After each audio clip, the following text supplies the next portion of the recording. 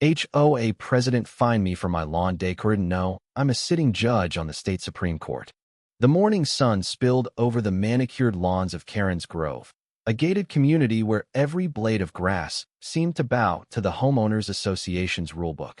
I stood on my porch, coffee in hand, admiring my latest lawn addition, a vibrant, hand-carved wooden statue of a flamingo, mid-strut, painted in audacious shades of pink and turquoise.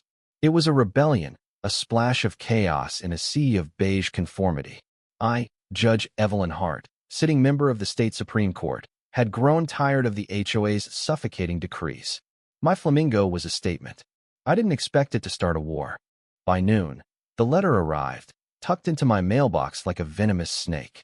Violation notice, it read in bold red ink. The HOA, led by its president, Karen Whitaker, had fined me $500 for unapproved lawn decor and demanded the flamingo's removal within 48 hours. I laughed, a sharp, bitter sound that startled my cat, Clarence, from his nap. Karen, with her pearls and her clipboard, had no idea who she was poking. I crumpled the letter and tossed it onto my kitchen counter. This wasn't just about a flamingo. This was about power, control, and the kind of petty tyranny that thrives in cul-de-sacs. Karen Whitaker was a legend in Karen's Grove, and not the good kind. She ruled with an iron fist wrapped in a Kate Spade glove, her smile as sharp as her emails. She'd once fined a family for planting daisies instead of approved marigolds, claiming they disrupted the aesthetic harmony. Another neighbor, Tom, got a $200 penalty for leaving his garbage can out 15 minutes past pickup time. Karen's reign was absolute. Her HOA bored a clique of sycophants who nodded at her every whim. But I wasn't Tom. I wasn't the daisies. I was a judge who'd faced down murderers and corporate sharks in court. A flamingo fine? Child's play. I decided to play along for now. I drafted a polite response, citing the HOA bylaws, which I'd read cover to cover when I moved in 2 years ago. The rules were vague on lawn decor, leaving room for interpretation. I argued that my flamingo was art, not a violation, and requested a hearing. I signed it Evelyn Hart, omitting my title. Let Karen think I was just another pushover. The hearing was set for Friday, 3 days away. I spent those days preparing, not just my defense, but my counterattack. Karen wanted a fight? She'd get one. Friday morning, I dressed for battle. A simple navy dress, pearls, hair swept back. I carried a leather binder filled with precedent, bylaws, case law, even a local ordinance on free expression. The HOA meeting room was a sterile box in the clubhouse, with folding chairs and a long table where Karen sat like a queen, flanked by her board. The room buzzed with neighbors, drawn by whispers of the flamingo fiasco. Karen's eyes locked onto me as I entered, her smile tight. "Ms. Hart," she said, mispronouncing my name again. "Let's keep this brief. Your decoration violates Section 9.2. Remove it, pay the fine, and we're done." I smiled back, slow and deliberate. "With respect, Ms. Whitaker, I believe my flamingo complies with the bylaws. Section 9.2 requires decor to be non-disruptive. My statue is tasteful, non-obscene, and a form of personal expression. I moved to have the fine rescinded." The room murmured. Karen's smile didn't falter, but her left eye twitched. "Tasteful," she said, leaning forward. "It's a neon eyesore. The community deserves better." She waved a stack of complaints, though I doubted half were real. "The board will vote now." That's when the door creaked open, and in shuffled Mrs. Delaney, the neighborhood's resident oddball. 82, with a penchant for mismatched earrings and stories about her late husband's UFO obsession. She rarely left her house. Yet here she was, clutching a photo album, her voice quavering but firm. "I have something to say," she announced, ignoring Karen's attempt to cut her off. The room fell silent. Mrs. Delaney opened her album, revealing a faded Polaroid of a flamingo statue. Flamingos twine in her lawn from 1985. "My Harold carved this," she said, tears glistening. "It was here when this place was built. Karen made me remove it 10 years ago. Said it was tacky. Seeing Ms. Evelyn's brought me joy again." The twist landed like a gavel. Gasps rippled through the crowd. Karen's face froze, her clipboard clattering to the table. Mrs. Delaney's story wasn't just sentimental, it exposed Karen's double standard. If the HOA had once allowed a flamingo, why was mine a crime? I seized the moment. "Ms. Whitaker, I said. If precedent matters, Mrs. Delaney's testimony proves my statue's legitimacy. I also note that Section 3.1 prohibits discriminatory enforcement. Why target me? Karen stammered, her composure unraveling. That was different circumstances, she said, but the board wasn't buying it. Mr. Chun, a quiet retiree who'd always seemed cowed by Karen, spoke up. Maybe we should review the rules. This seems personal. The vote was swift, 4-1 to dismiss my fine. Karen's face was a mask of fury as she stormed out, muttering about standards. I should have felt triumphant, but something gnawed at me. Mrs. Delaney's trembling hands, the way she'd clutched that photo wasn't just about a flamingo. It was about loss, about being erased. I visited her that night, bringing wine and questions. Over glasses of Merlot, she told me about Harold, a sculptor who'd poured his soul into that flamingo. Karen had bullied her into selling it, claiming it lowered property values. The statue had ended up in a junkyard. My flamingo, which I'd bought at an estate sale, was Harold's, reclaimed by chance. I vowed to dig deeper. Karen's cruelty wasn't just petty, it was systematic.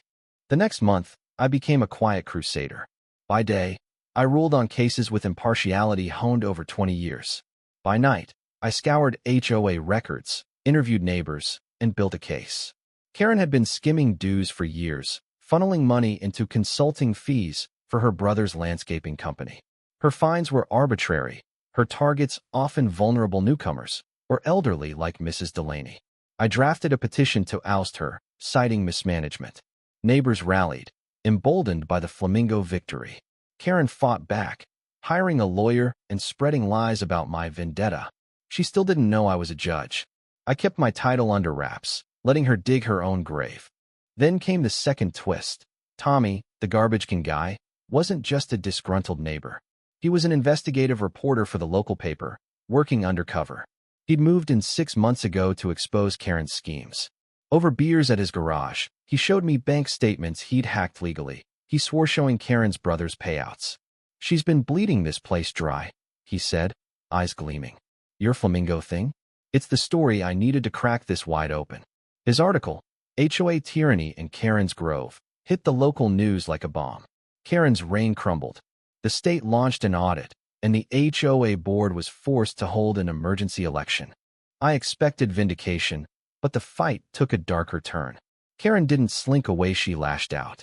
One night, I came home to find my flamingo smashed, its pieces strewn across my lawn. A note was pinned to the wreckage. You'll pay.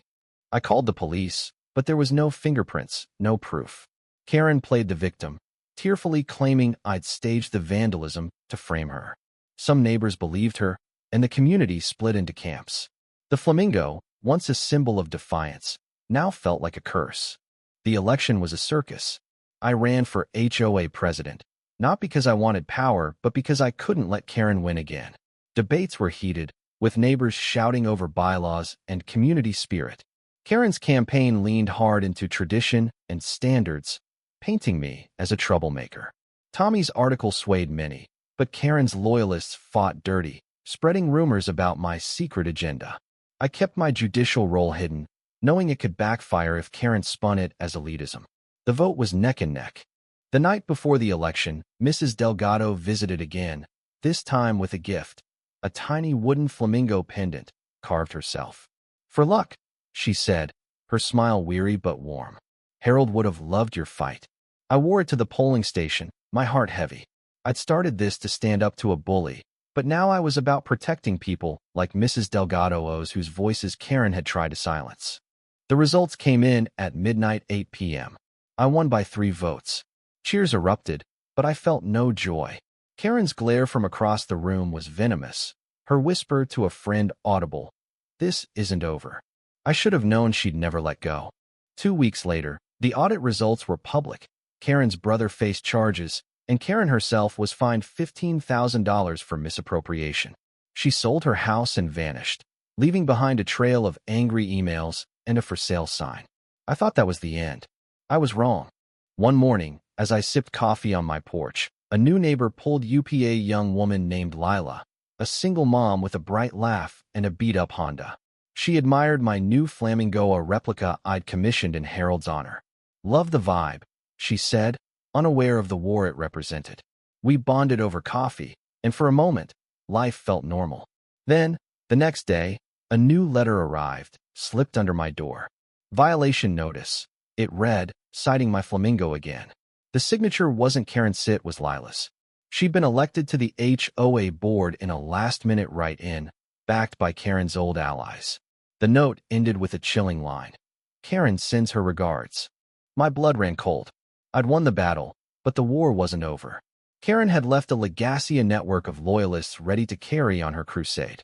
I stood on my porch, staring at the flamingo, its pink feathers ruffling in the breeze. I was a judge in this moment, not a judge here, but a woman who'd stumbled into a fight and couldn't back down now. The flamingo wasn't just decor anymore. It was a symbol of resistance, of Mrs. Delgado's tears, of Tommy's truth, of a community torn apart by one woman's obsession with control. I picked up the letter and smiled, a bitter, determined smile. Lila didn't know who she was dealing with, not yet. But she'd learn. I'd learned. And this time, I wouldn't hide my title. Judge Evelyn Hart was ready for round 2. The new violation notice from Lila sat like a stone in my gut. I stood on my porch, the morning air crisp, clutching the paper that bore Karen's shadow. Lila, the bright-eyed single mom I'd shared coffee with, had betrayed me, or had she? The note's final line, Karen sends her regards, felt like a taunt, a reminder that power in Karen's grove never truly died. It just changed hands. My flamingo, freshly carved to honor Mrs. Delaney's late husband, stood defiant, but I knew this fight was far from over. I was Judge Evelyn Hart, a sitting member of the state Supreme Court, yet here I was, tangled in a suburban vendetta over a wooden bird. The absurdity would have been funny if it weren't so infuriating. I invited Lila over that evening, determined to understand her role. She arrived with a hesitant smile, her toddler, Max, clinging to her leg. "Evelyn, I didn't mean to upset you," she said, settling onto my couch. "The board pressured me to sign it. They said it was protocol." Her eyes darted to the floor, avoiding mine. I pressed her gently, my courtroom instincts kicking in. "Lila, who's they? And why mention Karen?" She froze, then admitted she'd been approached by Karen's old ally, Mrs. Pritchard, a board member with a vendetta as sharp as her perm. Pritchard had convinced Lila that signing the notice would prove her loyalty to the community. Lila, new and desperate to fit in, had complied. "I didn't know it would hurt you," she whispered, tears welling. "I just wanted a home for Max." Her story cracked something in me. Lila wasn't a villain, she was a pawn, manipulated by the same machine Karen had built. I saw myself in her, years ago, a young lawyer navigating a world that punished defiance. I could have turned her away, but instead, I handed her a tissue and said, "Help me stop them." Lila's eyes widened, but she nodded. The twist wasn't just her betrayal, it was her redemption. She became my ally, my mole inside the HOA's inner circle. Over the next week, Lila fed me intel. Mrs. Pritchard and 2 other board members, remnants of Karen's regime, were planning to reinstate the old fines, targeting anyone who'd supported my campaign. They'd even drafted a new rule banning excessive lawn decor, retroactively aimed at my flamingo. The audacity was almost admirable. I called Tommy, the undercover reporter, who was itching to write a follow-up. "This is bigger than Karen," he said, poring over Lila's leaked emails. "They're running a shadow HOA, bullying people into compliance." He agreed to hold off on publishing until I could confront the board publicly. I needed evidence, and I needed it airtight. I spent nights combing through HOA records, cross-referencing bylaws with state law. As a judge, I knew the power of precedent and procedure. The board's actions violated not just HOA rules, but local statutes on fair governance. I drafted a formal complaint, citing specific infractions, and prepared for the next HOA meeting. Lila, meanwhile, played her part, attending board sessions and recording conversations on her phone. One recording captured Mrs. Pritchard bragging about teaching Evelyn a lesson by escalating fines to force me out. It was damning, but I needed more than words, I needed action. The meeting was a powder keg. Neighbors packed the clubhouse, tensions high after Tommy's first article had stirred the pot. Mrs. Pritchard presided, her voice dripping with false civility. "We're here to discuss community standards," she began, eyeing my flamingo supporters in the crowd. I stood, binder in hand, and dropped the bomb. Before we proceed, I'd like to introduce myself properly. I'm Evelyn Hart, sitting judge on the state Supreme Court. I'm presenting a formal complaint against this board for discriminatory enforcement and violation of state law. The room erupted in gasps. Mrs. Pritchard's face went white, her gavel frozen midair. For the first time, I wielded my title like a weapon, and it felt good. I laid out the evidence: Lila's recordings, financial discrepancies, and the retroactive rule changes. I cited case law, including a state precedent on HOA overreach, and demanded an immediate vote to dissolve the current board. The crowd roared, some cheering, others shouting accusations. Mrs. Pritchard tried to regain control, but Lila stood up, her voice shaking but clear. "I signed that notice against Evelyn because I was scared," she said. "But I'm done being scared. This board doesn't care about use, it cares about power." Her toddler, Max, clapped from the sidelines, oblivious but enthusiastic. The room shifted. Neighbors who'd stayed silent began to speak, sharing their own stories of harassment. The vote was chaos. Mrs. Pritchard's allies tried to filibuster, but the tide had turned. By a narrow margin, the board was dissolved, and an interim committee led by me, Lila, and Mr. Chun was appointed to rewrite the bylaws. I thought we'd won. I thought the flamingo, standing proud on my lawn, was safe. But life, like court, is never that tidy. 2 days later, Mrs. Delaney called me, her voice trembling. "Evelyn, come quick." I rushed to her house, heart pounding.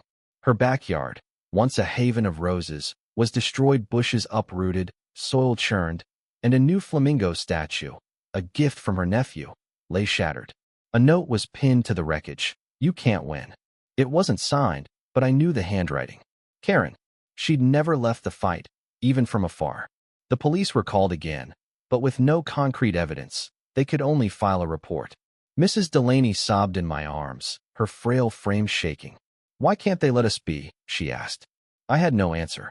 The destruction wasn't random, it was personal. Karen's allies, humiliated by the board's dissolution, had struck back, targeting the most vulnerable. I doubled down, working with Tommy to trace Karen's movements. He found her living an hour away, still in contact with Mrs. Pritchard via burner phones. The evidence was thin, but it was enough to request a restraining order. As a judge, I recused myself to avoid bias, but I ensured the case reached a colleague who'd rule fairly.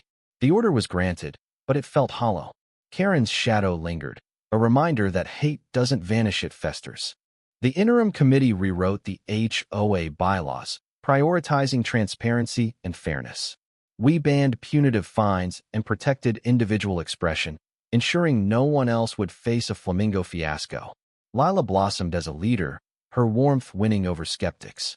Tommy's follow-up article, "The Fall of Karen's Grove," went viral, sparking statewide calls for HOA reform. I should have felt proud, but every victory came with a cost. Mrs. Delaney stopped gardening, her spirit broken. Neighbors who'd supported me faced subtle snubs, flat tires, anonymous complaints. The community was healing, but scars remained. Then came the final blow. One rainy evening, I found a package on my porch. Inside was a photo of my flamingo, taken from an angle only visible from my backyard, with a red X slashed across it. No note, no signature, just a threat. I sat in my kitchen, Clarence purring at my feet, and felt the weight of it all. I'd fought for justice, for Mrs. Delaney, for Lila, for the truth. But justice didn't erase fear. It didn't mend broken statues or heal broken hearts. I wondered if my flamingo, my spark of defiance, had been worth it. Had I liberated Karen's Grove, or had I just stirred a hornet's nest? The next morning, I drove to the courthouse, my judicial robes heavy in their garment bag. In court, I ruled on cases with clarity, my gavel a shield against chaos. But back home, I was just Evelyn, a woman who dared to stand out and paid the price. I kept the flamingo on my lawn, not out of pride, but out of stubbornness. It was a reminder: freedom isn't free, and neither is justice. Karen was gone, her allies scattered, but their bitterness lingered like a stain.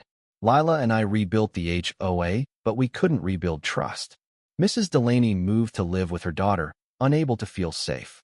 Tommy left for a new assignment, his story told. And me?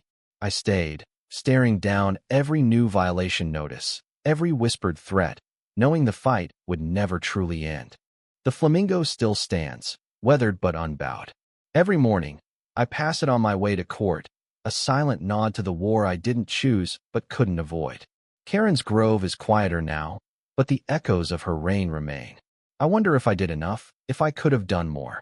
I wonder if justice, like a flamingo, is just a fleeting splash of color in a world that prefers beige. What do you think? Was Evelyn right to fight for her flamingo, or did her defiance cause more harm than good? Share your thoughts on the balance between standing up and letting go, between justice and peace.